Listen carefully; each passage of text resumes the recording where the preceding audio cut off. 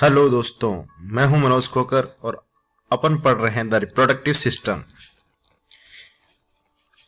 आज अपन female reproductive system के अंदर पार्ट 3 में पढ़ेंगे।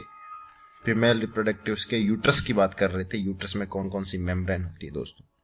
अगर दोस्तों अभी तक आपने हमारा channel AIIMS and NEET biology subscribe नहीं किया है तो पहले आप हमारा चैनल सब्सक्राइब कीजिए ताकि आगे आप वीडियो देख सकें और जो नए वीडियो आते हैं उनकी इन्फॉर्मेशन आपको पहुंच सके। तो दोस्तों अपन ने पिछली क्लास में बात की थी, 3 लेयर पाई जाती है यूट्रस के अंदर। जो सबसे इनर लेयर होती है उसको अपन एंडोमेट्रियम बोलते हैं, जो मिडिल वाली लेयर होती है उसको मायोमेट्रियम बोलते हैं और सबसे आउटर होती है उसको पेरीमेट्रियम बोलते हैं। तो सबसे बाहर वाली पेरीमेट्रियम के बारे में अपन ने जाना था क्या क्या होता है। मायोमेट्रियम जो मसल्स की बनी होती है, जिसमें ऑक्सीटोसिन हार्मोन की वजह से कॉन्ट्रैक्शन होता है और कॉन्ट्रैक्शन होने से जो ड्यूरिंग प्रेगनेंसी जो फीटस होता है वो आउटफ्लक्स होगा वेजाइना की तरफ से और वो बर्थ के अंदर हेल्प करती है, मायोमेट्रियम वाला पार्ट्स। और आज पढ़ेंगे अपन एंडोमेट्रियम के बारे में। तो दोस्तों सबसे अंदर की जो लेयर होती है उसे एंडोमेट्रियम बोलते हैं। एंडो का मतलब विद इन, अंदर की साइड में है जो, उसको एंडोमेट्रियम बोलते हैं। और endometrium is highly vascularise and has a 3 components. ये 3 कंपोनेंट से बनी होती है। सबसे इनर मोस्ट लेयर होती है इसकी, जिसको अपन कॉलमनर एपिथेलियल सेल्स की बनी होती है, उसकी पूरी लाइनिंग्स होती है उसके अंदर। और जो कॉलमनर एपिथेलियल में सीलिएटेड और सिक्रेटरी 2 टाइप की सेल्स पाई जाती है। दोस्तों अपन यूट्रस का सबसे अंदर वाला जो पार्ट है एंडोमेट्रियम, उसको अपन उसका ट्रांसवर्स सेक्शन काटेंगे। यूट्रस का पूरे का ट्रांसवर्स सेक्शन काट के देखते हैं तो अपने को इस टाइप से दिखाई देता है। ये तो सबसे अंदर का पार्ट जो ल्यूमेन वाला पार्ट होता है, जिसको ल्यूमेन ऑफ यूट्रस बोलते हैं, ये एंडोमेट्रियम लेयर दिखाई दे रही है। जो एंडोमेट्रियम लेयर वाला पार्ट ये होता है। और अगर इसको भी अपन डिटेल में देखें तो यहाँ पे आपको पूरा एंडोमेट्रियम्स की जो लेयर दिखाई दे रही है। और जो मिडिल वाला पार्ट होता है उसको मायोमेट्रियम बोलते हैं। एंडोमेट्रियम में यहाँ 2 टाइप की लेयर पाई जाती है, एक स्ट्रेटम फंक्शनलिस और दूसरी स्ट्रेटम बेसिलिस। और जो उसके ऊपर की जो लेयर होती है ये सिंपल लेयर होती है सेल्स की बनी हुई, जिसको अपन सिंपल कॉलमनर एपिथेलियम्स बोलते हैं। सिंपल कॉलमनर एपिथेलियम टाइप की सेल्स होती है। इसमें यहाँ पे 2 टाइप्स की सेल पाई जाती है। एक तो सेल होती है जो सीलिएटेड सेल्स होती है, सीलिएटेड सेल्स जिनके ऊपर सीलिया लाइक स्ट्रक्चर पाई जाती है। और दूसरी यहाँ पे ग्लैंड सेल्स पाई जाती है, ग्लैंड सेल्स जो सिक्रेटरी सेल्स के नाम से जानी जाती है। और उसके जस्ट नीचे की जो लेयर अपने को दिखाई दे रही है इसे स्ट्रेटम फंक्शनलिस वाली लेयर होती है। इससे नीचे वाली लेयर स्ट्रेटम फंक्शनलिस और उसके नीचे जो आपको लेयर दिखाई देगी वो स्ट्रेटम बेसिलस। और ये एंडोमेट्रियम्स ग्लैंड्स भी बनती है कई बार अंदर की साइड में। ये पार्ट्स जो सेल्स होती है सिक्रेटरी सेल्स, वो अंदर की साइड में जाके एक केविटी लाइक स्ट्रक्चर बनाती है जिसको एंडोमेट्रियम ग्लैंड्स के नाम से जानते हैं। इनका काम सिक्रेशन करना होता है। आगे पढ़ेंगे सिक्रेशन क्या करती है उसके बारे में। और जो सिक्रेशन करती है वो उसको अपन यहाँ पे म्यूकस टाइप का सब्सटेंस सिक्रेट करती है, उसके बारे में आगे डिटेल में अपन जानेंगे।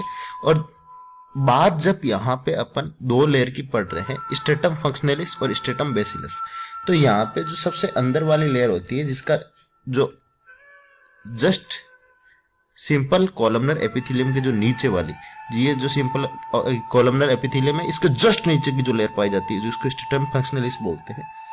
स्ट्रेटम फंक्शनलिस फंक्शनल लेयर होती है और ये uterine cavity slough off during the menstruation. Menstruation के दौरान जो मेंस्ट्रुएशन साइकिल होती है उसके दौरान ये पूरी की पूरी लेयर होती है वो टूट के और अलग हो जाती है और ये ब्लीडिंग की फॉर्म के अंदर वेजाइना के थ्रू डिस्चार्ज होती है। ये वही लेयर होती है। कई बार क्वेश्चन पूछा जाता है पीएमटी के अंदर, which layer is degrade during the menstruation cycle. तो मेंस्ट्रुएशन साइकिल के अंदर जो लेयर डिग्रेड होती है उसका नाम होता है स्ट्रेटम फंक्शनलिस। और दूसरी जो लेयर होती है जिसका नाम होता है stratum basalis. Stratum basalis basal layer होती है और ये परमानेंट होती है और ये हमेशा स्ट्रेटम फंक्शनलिस को वापस बनाने में, वो वापस फॉर्म करने के अंदर हेल्प करती है। तो दोस्तों ये तो बात हुई अपन एंडोमेट्रियम्स की। और अब आगे अपन बात यूट्रस को ब्लड पहुंचाने वाली कौन कौन सी आर्टरीज होती है।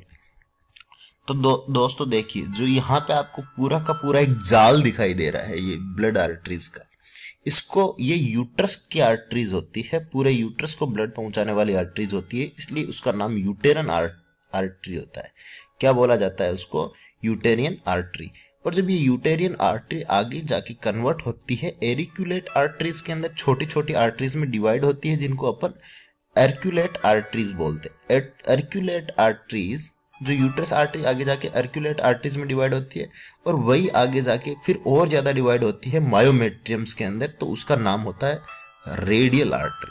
अगर उसको अपन मायोमेट्रियम्स के अंदर देखेंगे तो आपको ये दिखाई देगी रेडियल आर्टरी के नाम से। और अगर आप इसको पेरीमेट्रियम्स में बोलेंगे तब आप इसको आर्क्यूएट आर्टरी के नाम से बोलते हैं। और पूरे एक ही वर्ड में जब बोलना होता है तब अपन यूटेरियन आर्टरी के नाम से जानते हैं। तो यहाँ के अपन एक छोटे से सेगमेंट्स को काट के जूम किया तो आपको ये पूरा बड़ा अंदर से दिखाई देगा। तो ये जो सबसे बाहर की जो लेयर है वो तो अपन ने देखी थी, एपिथेलियल टिश्यू होता है, स्क्वेमस एपिथेलियल टाइप का टिश्यू होता है। उसके अंदर अपन बात करते हैं तो ये पूरी ग्लैंड्स पाई जाती है, जिसको एंडोमेट्रियल ग्लैंड्स बोलते हैं। एंडोमेट्रियल्स की लेयर्स होती है। एंडोमेट्रियल में दो टाइप की यहाँ पे सेल्स पाई जाती है, एक स्ट्रेटम फंक्शनलिस होती है और दूसरी स्ट्रेटम बेसिलस होती है। जो स्ट्रेटम फंक्शनलिस वाली लेयर ये दिखाई दे रही है और ये स्ट्रेटम बेसिलस वाली है। इनके अंदर अपन ब्लड देखेंगे तो मैंने बताया था कि मायोमेट्रियम वाले पार्ट्स के अंदर जो आर्टरी होती है वो रेडियल आर्टरीज होती है। और रेडियल आर्टरी आगे जाके डिवाइड होके जिस आर्टरी के अंदर बढ़ती है, विभाजित होती है, उसको स्ट्रेट आर्टरियोल्स बोलते हैं, स्ट्रेट आर्टरियोल्स। और स्ट्रेट आर्टरियोल्स आगे जाके इनको ब्लड सप्लाई करती है और ये कई बार स्पाइरल शेप की हो जाती है, इसलिए इसको स्पाइरल आर्टरियोल्स बोलते हैं। ये आर्टरी आर्टरियोल्स में कन्वर्ट होगी, बहुत छोटी छोटी आर्टरियोल्स में, और यहाँ से ये वेन के साथ में मिल जाती है, ब्लड को, वेन इम्प्योर ब्लड को लेके आती है, इनको वेन्यूल्स के नाम से जाना जाता है। तो ये पूरा पार्ट्स जो यूट्रस को ब्लड सप्लाई करने वाला पार्ट्स होता है दोस्तों। तो इसी टाइप से अपन ने पूरे यूट्रस की स्टडी की। जो यूट्रस के तीन पार्ट्स में, सबसे पहले वापस से अपन समराइज करते हैं एक बार इन चीजों को। सब यूट्रस को अपन ने तीन पार्ट्स में डिवाइड किया था, और जो यूट्रस की जो लेयर होती है उनको भी अपन ने तीन लेयर में डिवाइड किया था। जो यूट्रस का ऊपर वाला पार्ट्स होता है इसको फंडस बोलते हैं, मिडिल वाला पार्ट होता है उसको बॉडी बोलते हैं, और नीचे वाले पार्ट्स को सर्विक्स बोलते हैं। सर्विक्स के अंदर इंटरनल वाला पार्ट होता है उसको ऑस इंटरनल बोलते हैं, और बाहर वाला होता है उसे ऑस एक्सटर्नल के नाम से जाना जाता है। और अपन ने यहाँ आउट देखी थी, आउटर लेयर को पेरीमेट्रियम्स बोलते हैं, जो मिडिल वाली लेयर है उसको मायोमेट्रियम्स बोलते हैं, और अंदर वाली लेयर को एंडोमेट्रियम्स बोलते हैं। और अपन ने अंदर वाली एंडोमेट्रियम्स होती है वो दो पार्ट्स में डिवाइड होती है। जो अंदर वाली में अंदर की साइड में होती है, सबसे इनर होगी, उसको स्ट्रेटम फंक्शनलिस बोलते हैं। और ये फंक्शनलिस मेंस्ट्रुएशन साइकिल के दौरान टूट जाती है और डिस्चार्ज हो जाती है ब्लड के फॉर्म में। और उसके नीचे जो पाई जाती है उसको स्ट्रेटम बेसिलस बोलते हैं, और बेसिलस हमेशा बनी रहती है और ये हमेशा स्ट्रेटम फंक्शनलिस का फॉर्मेशन में हेल्प करती है। अब दोस्तों बात अपन करेंगे फीमेल रिप्रोडक्टिव सिस्टम के अंदर ओवरी की। तो दोस्तों ये जो आपको स्ट्रक्चर दिखाई दे रही है वो सेगिटल प्लेन के अंदर आपको ओवरी दिखाई दे रही है। जो ओवरी का जस्ट ऊपर वाला पार्ट्स होता है उसको अपन यूटेराइन या फेलोपियन ट्यूब्स के नाम से जानते हैं, जो फिम्बरी के द्वारा अटैच्ड होता है ओवरी के साथ में। तो ये अपन ने देखा था ओवरी की स्ट्रक्चर में। अब अपन ओवरी के बारे में डिटेल से देखेंगे कि ओवरी किस टाइप से। अगर अपन पोस्टीरियर व्यूज से देखें तो ओवरी आपको दिखाई देगी ये वाला पूरा रीजन। ये पोस्टीरियर व्यू से अपन ओवरी को देखें तो ये दोनों साइड में दो ओवरीज प्रेजेंट होती है। ये पूरा ओवरी वाला पार्ट होता है जिसके अंदर, और यहाँ से जो ओवरी का पार्ट होता है जो कनेक्टेड होता है, दो टाइप के लिगामेंट्स इसको होल्ड करने में हेल्प करते हैं। ये जो आगे का लिगामेंट है उसको ओवेरियन लिगामेंट्स के नाम से जानते हैं। ओवेरियन लिगामेंट्स इसको अटैच करने का काम करेगा। यहाँ पे भी ये ओवेरियन लिगामेंट्स प्रेजेंट होता है। दोस्तों जो यूटेरियन ट्यूब्स होती है उसके बीच में और ओवरी के बीच में जो स्पेस पाया जाता है, ये ओवरी है और ये यूटेरियन ट्यूब, इनके बीच में जो स्पेस पाया जाता है उसको मीजो ओवेरियम्स बोलते हैं। मीजो मिडिल का बोला जाता है और ओवेरियम का मतलब होता है ओवरी। तो ओवरी और यूटेरियन ट्यूब का जो स्पेस होता है उसे मीजो ओवेरियम्स के नाम से जाना जाता है। अगर दोस्तों बात करें अपन उसके ट्रांसवर्स सेक्शन की, तो आप उसका पूरा ट्रांसवर्स सेक्शन देखोगे तो यहाँ पे आपको ओवरी नजर आएगी। ये वाला पूरा रीजन ओवरी का नजर आएगा। उससे ये वाला पूरा पोर्शन है तो यूटेरियन या फेलोपियन ट्यूब दिखाई देगी। ये पूरी पोर्शन फेलोपियन ट्यूब्स होगा, यहाँ ओवरी होगी, और जो ये लिगामेंट्स जुड़े होते हैं यहाँ इस साइड के अंदर, इनको ओवेरियन लिगामेंट्स बोला जाता है। ये दोनों ओवरीज के अंदर इस साइड में जुड़ा है, इसको ओवेरियन लिगामेंट्स बोलते हैं। और जो पीछे की साइड में जो लिगामेंट्स हैं उनको सस्पेंसरी लिगामेंट्स के नाम से जाना जाता है।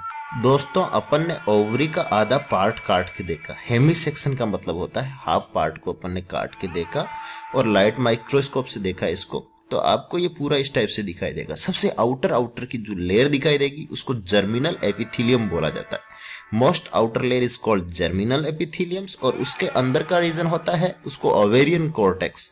ओवेरियन मतलब ओवरी का कॉर्टेक्स होता है, इसलिए ओवेरियन कॉर्टेक्स। और ओवेरियन कॉर्टेक्स से अंदर जाएंगे तो अंदर का पार्ट होता है मेडुला। जब किसी भी पार्ट्स के अंदर अपन बायोलॉजी में जनरली जो इनर पार्ट होता है, चाहे वो प्लांट हो चाहे एनिमल हो, उसको मेडुला बोला जाता है।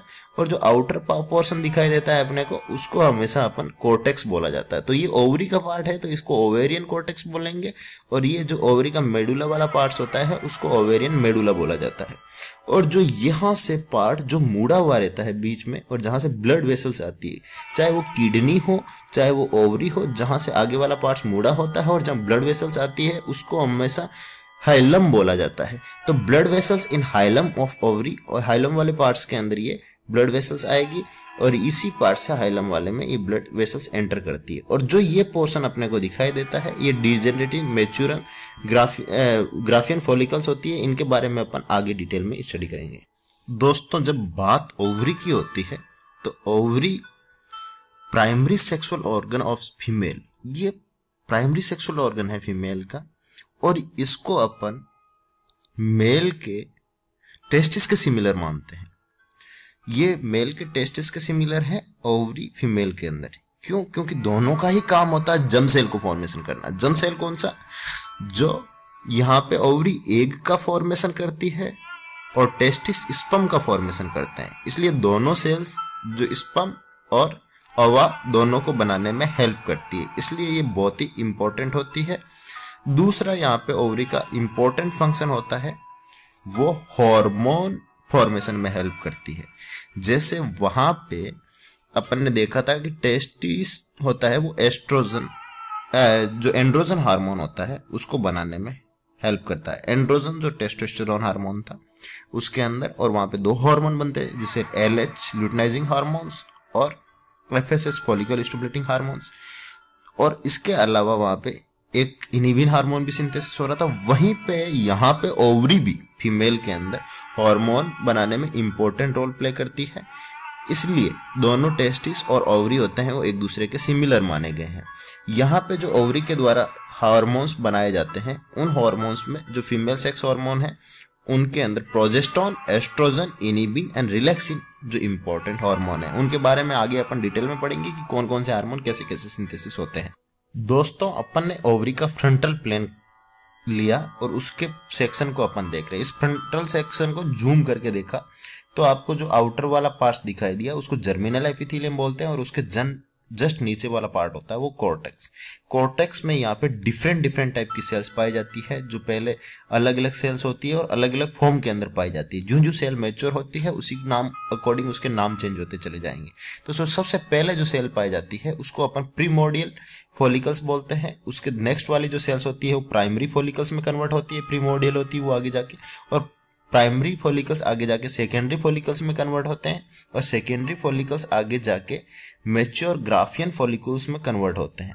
और ये ग्राफियन फॉलिकल्स आगे जाके पूरा का पूरा कॉर्पस हिमोरेजिकम या रेप्चर्ड फॉलिकल्स के अंदर कन्वर्ट होते हैं, और इसके अंदर से कोरोना रेडिएटा और एक पूरा सेकेंडरी ओसाइट्स निकलता है, ओवम निकलता है, एग निकलता है, और एग के ऊपर दो लेयर पाई जाती है। जो आपको बाहर की लेयर दिखाई दे रही है उसको कोरोना रेडिएटा बोला जाता है, और जो कोरोना रेडिएटा होता है वो आउटर पार्ट को बनाने में हेल्प करती है। इसके बाद में जो खाली पार्ट बच जाता है वो कन्वर्ट होता है कॉर्पस ल्यूटियम के अंदर, और कॉर्पस ल्यूटियम के अंदर ब्लड की क्लॉट फॉर्म हो जाती है। कुछ ब्लड की सेल टूटने से जो ऑग बाहर निकला वहां पे ब्लड प्रेजेंट होता है वो अंदर क्लॉट फॉर्म कर लेता है, और इसको कॉर्पस ल्यूटियम के नाम से जाना जाता है। आगे जाके ये डिजनरेट हो जाता है कॉर्पस ल्यूटियम्स, और एक छोटी सी व्हाइट स्ट्रक्चर के अंदर कन्वर्ट होता है जिसको बोलते हैं कॉर्पस एल्बिकेंस। तो ये पूरी स्ट्रक्चर को अंदर कौन कौन से टाइप की अलग अलग डिफरेंट टाइप की सेल्स जो एक ही सेल अलग अलग स्टेज से गुजरती है तो उसके अलग अलग नाम होते हैं, वो इस सेक्शन के अंदर आपको देखने को मिलेगी। ये हमेशा कोर्टेक्स वाले रीजन में ही देखने को मिलती है। और जो आपको यहाँ वाला जो मुड़ा हुआ रीजन होता है जहाँ से ब्लड वेसल्स जाती है, उसको ब्लड वेसल्स वाले पार्ट को हाइलम बोलते हैं। और यहाँ ब्लड वेसल्स जाती है, इसको blood vessels in hilum of ovary के नाम से जाना जाता है। तो दोस्तों बात अपन करेंगे प्रीमोर्डियल फॉलिकल्स की। तो प्रीमोर्डियल फॉलिकल कैसे